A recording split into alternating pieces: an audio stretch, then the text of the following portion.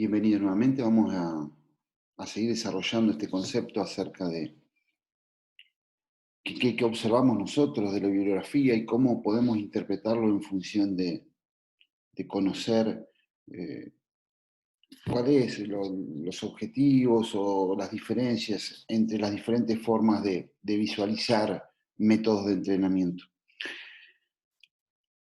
Yo le decía que cuando nosotros nos encontramos con la bibliografía, Ujú. encontramos que diferentes autores le llaman al mismo tipo de ejercicio o al mismo ejercicio intervalado o intermitente en forma indistintiva y que esto lo encontramos en muy diferentes bibliografías.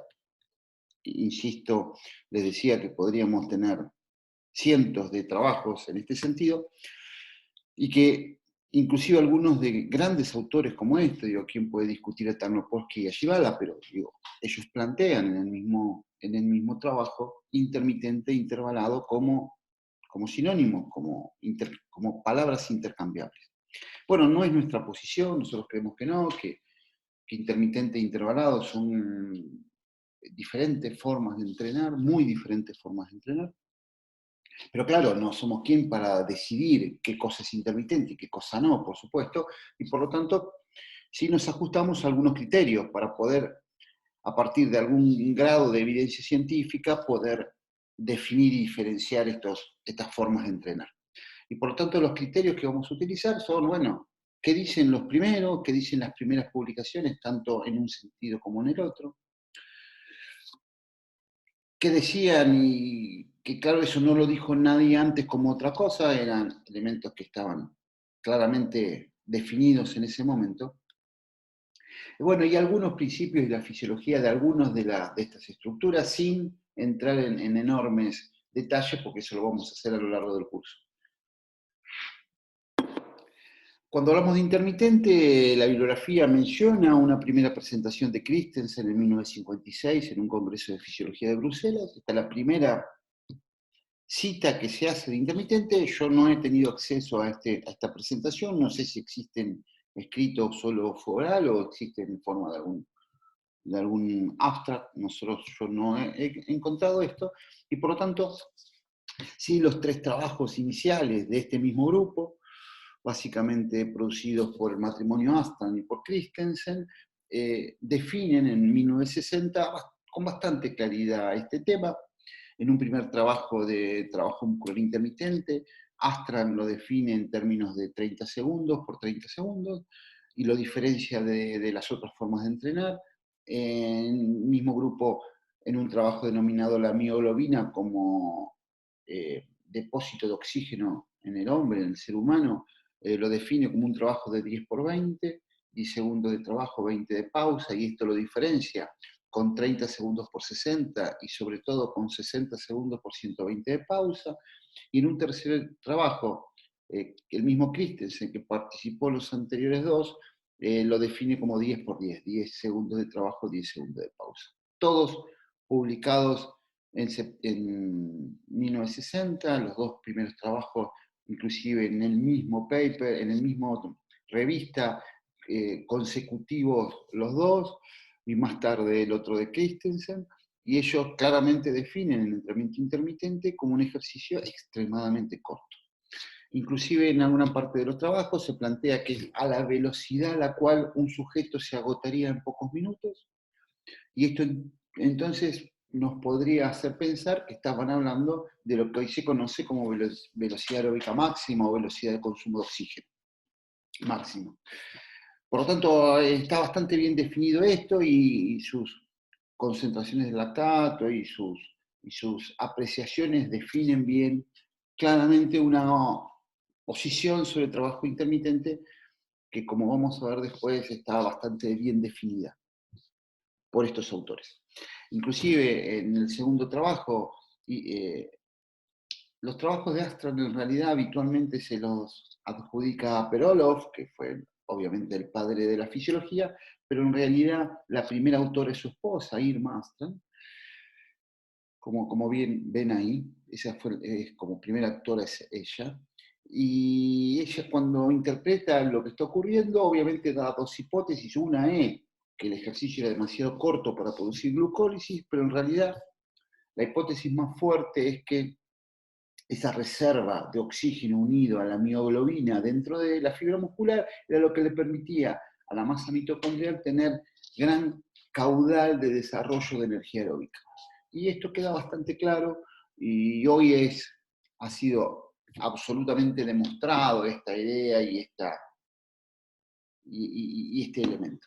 Bueno, para los argentinos no es raro, para los que no son argentinos, porque como todo buen docente, me estoy acompañando por un mate, así que no, es una bebida argentina típica y uruguaya típica.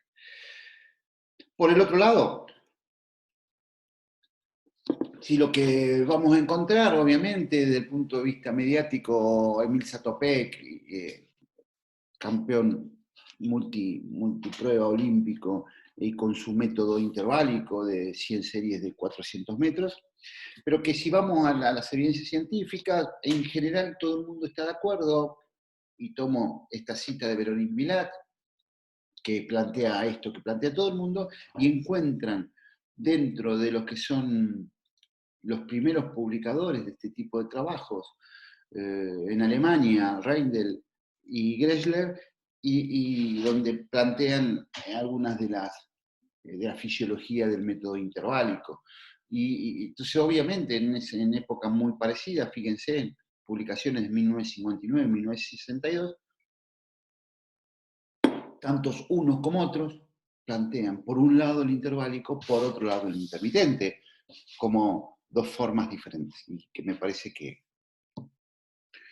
fueron planteadas correctamente.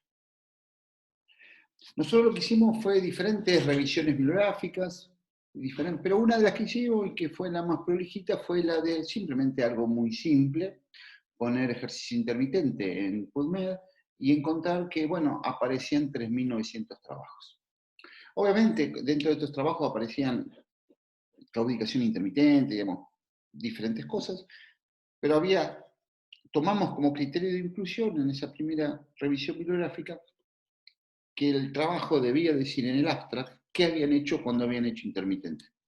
Y en ese caso nos quedaron 304 trabajos que cumplían estos dos criterios de inclusión. Por un lado, aparecían con la palabra ejercicio intermitente y por otro lado, decían que habían hecho, que le llamaban esto a una forma de hacer ejercicio y que esa forma de hacer ejercicio estaba incluida en el abstract. Obviamente que fue revisado el trabajo para ver si coincidía lo que decía el trabajo, y por supuesto que sí lo coincidía, y en función de esto clasificamos lo que los diferentes autores decían como trabajo intermitente. Obviamente había un grupo del 1% que hablaba de continuo variable, había un grupo del 15% de los trabajos que en realidad hablaban de formas de evaluación, de testeos, donde el yo-yo test es uno de los test más nombrados. Había un grupo de trabajos que hablaban de entrenamientos de fuerza tradicionales con pausa, circuitos de serie, de potencia, de fuerza máxima con pausa, tradicional. Un 36% de los trabajos eran típicamente interválicos, después lo vamos a ver, pero cuando decimos típicamente interválicos, que eran siempre esfuerzos por encima de 1 minuto. Un grupo no definido, del 2%, no estaba claro, porque usaban diferentes tipos de trabajo, no especificaban bien lo que decían, la verdad que no se los podía catalogar, porque eran trabajos como con diferentes formas de trabajo, diferentes combinaciones, no era fácil catalogarlos, y un 19% que eran ejercicios de sprint, de resistencia al sprint directamente. Pero había un 24% de los trabajos que ya definían una cosa bastante concreta y bastante diferente del resto, donde el 15% eran trabajos que nosotros los catalogamos como intermitentes metabólicos, y que ahora vamos a ver qué era lo que decían, un grupo de trabajos que podíamos definir como intermitente neuromuscular, alguna forma de intermitente neuromuscular, y un grupo de trabajos, el 4%, donde claramente lo que eran intermitentes técnicos, eran juegos con pelota en forma intermitente. Por lo tanto, hay en la bibliografía dos grandes grupos de trabajo, unos que para nosotros representan realmente trabajo intermitente, otro grupo de trabajos que no representan para nosotros trabajo intermitente. En el medio hay un grupo del 1% que la verdad que es a discutir porque están presentados como continuo variable, ¿no? Y si hablamos de continuo variable, ¿de qué hablamos? ¿De pausa activa o sin pausa? ¿No?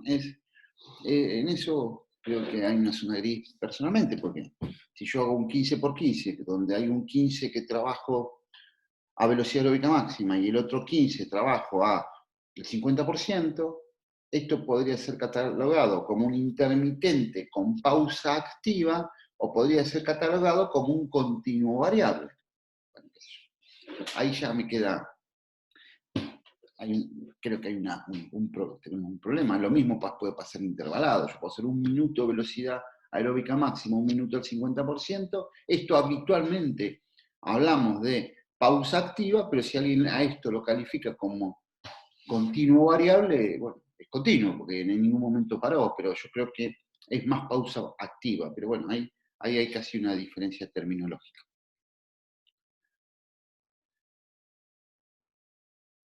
Por lo tanto, cuando la bibliografía define intermitente metabólico, ¿qué dice? ¿Qué es el intermitente metabólico? ¿Qué es ese grupo del 15% de trabajos que hablan de para nosotros, un intermitente real? Bueno, utilizan diferentes métodos en función de carrera, ciclismo, remo o natación, digamos que hay diferentes habilidades motrices, mucho carrera, mucho ciclismo, poco remo, algo de natación. Vamos a ver que en la natación inclusive lo hacen todos con una característica muy particular. Cuando hablamos de intermitente metabólico, estamos hablando de esfuerzos que duraron menos de 30 segundos y iban a la pausa. Siempre menos de 30 segundos. Todos estos trabajos estaban hablando, como mínimo, 90% de la velocidad aeróbica máxima o velocidad de consumo de oxígeno máximo, como mínimo. Como máximo, 120%. Yo pongo el 120% porque es lo que dice la bibliografía. Desde el punto de vista práctico, vamos a ver que entre 110 y 120% de la VAM, ahí tenemos un componente muy lactácido. Ya vamos a ver en diferentes trabajos donde ya el 120%, el componente glucolítico es muy fuerte, muy importante. Si hay un gran cambio entre 110 y 120%. En general nosotros preferimos trabajarlo hasta el 110, pero yo estoy poniendo lo que dice la bibliografía. Todos los trabajos de natación, cuando hacían intermitente, 15 por 15, le agregaban un sobrepeso al sujeto, de entre el 14 al 18% del peso corporal. Pesa 70 kilos, le agregan un kilo, perdón, 10 kilos. Pesa 70 kilos, le agregan 10 kilos, más o menos. La pausa de los trabajos era, en el 100% de los casos de esta revisión, que son los casos publicados, o la mitad del tiempo de trabajo, o igual al tiempo de trabajo, o el doble del tiempo de trabajo. Es decir, 10 segundos de trabajo, 5 de pausa, 10 segundos de trabajo, 10 de pausa, o 10 segundos de trabajo, 20 de pausa. En todos los casos. Nadie se tomaba ni más pausa, ni nadie se tomaba menos pausa. Y esto es un elemento muy importante en el entrenamiento intermitente. Muy importante. Porque van a ver que esto es una gran diferencia con el entrenamiento interválico. Una gran diferencia. El 70% de los trabajos se hicieron con pausa pasiva. En el 20% de los trabajos restantes se hicieron con pausa activa, y la pausa activa era más o menos, en general, entre el 50 y el 60% de la intensidad de trabajo. 50-60% de la banda, en general. Y el 9% comparó las dos formas, activa contra pasiva. Claramente, lo que hay que destacar es que todos los trabajos coinciden, que cuando la pausa es activa en este tipo de trabajos, el tiempo de agotamiento se reduce a la mitad. Es decir, no es que se puede o no se puede hacer. Si yo hago pausa pasiva, voy a correr el doble de veces que si hago pausa activa. En el entrenamiento intermitente, en todos los casos. En todos los casos. Y esto hay una coincidencia absoluta en la bibliografía. La duración de estos papers de investigación, no de entrenamiento, sino de investigación, va entre los 8 a los 40 minutos. 8 a 40 minutos. Que coincide azarosamente con la duración mínima de una serie, 8 minutos en el entrenamiento, o con la duración total del trabajo, 40 minutos. Digo, casi azarosamente coincide. Si vamos del otro lado al entrenamiento intervalado, encontramos que según la bibliografía, la duración de los esfuerzos, mayor cantidad es entre 200 y 800 metros, es el número más importante del número de esfuerzos, con un promedio de trabajo de 6 minutos y un rango de trabajo que va de 1 minuto a 15 minutos, dependiendo del tipo de trabajo y la intensidad a la cual trabajan. Siempre, en todos los casos, va a partir del 80% del umbral ventilatorio.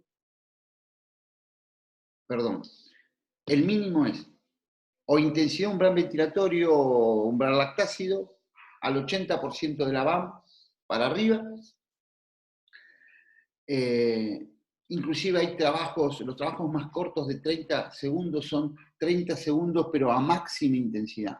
¿Sí? Típico Wingate test.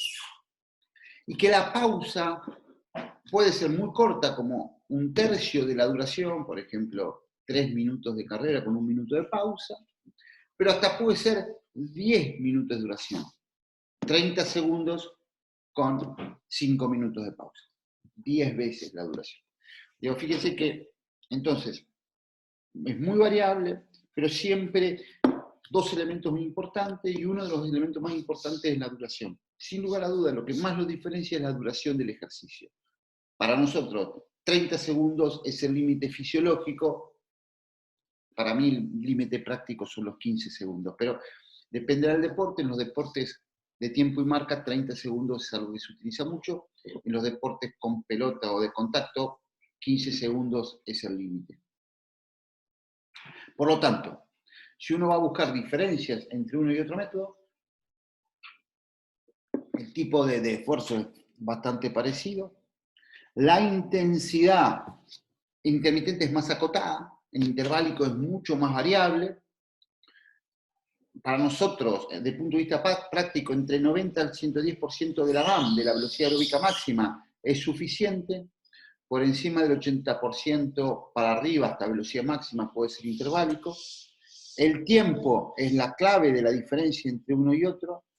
Menos de 30 segundos o más de 30 segundos. La pausa, o la mitad o el doble en intermitente, mucho más variable en el interválico. La densidad, fíjense, a partir del trabajo y pausa, 1-2, 1-1, 2-1, densidad es la relación trabajo-pausa, o el doble, o igual, o la mitad en el intermitente, en el interválico alcanzan densidades mucho más bajas, ¿sí? Porque la pausa por la producción glucolítica muchas veces es mucho más alta, pero inclusive en los trabajos fosfágenos es mucho más alta. El tipo de pausa en los dos puede ser activa o pasiva, pero la aclaración es que en el intermitente la pausa pasiva genera mayor tiempo de trabajo, mientras que en el interválico la pausa activa genera más tiempo de trabajo.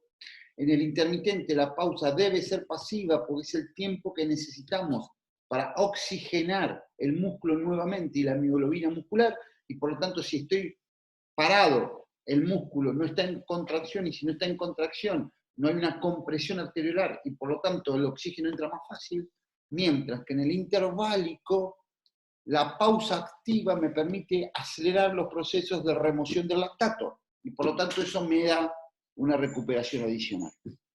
Y esto también es una gran diferencia donde demuestra que no hay una simple diferencia en los tiempos de trabajo, sino hay una gran diferencia en la fisiología de ambos tipos de trabajo. Finalmente, la duración interválico de acuerdo a los trabajos es puede haber trabajos de 10 minutos o trabajos de 5 horas. El intermitente es una secuencia un poco más acotada, 8 a 40 minutos, funciona bien.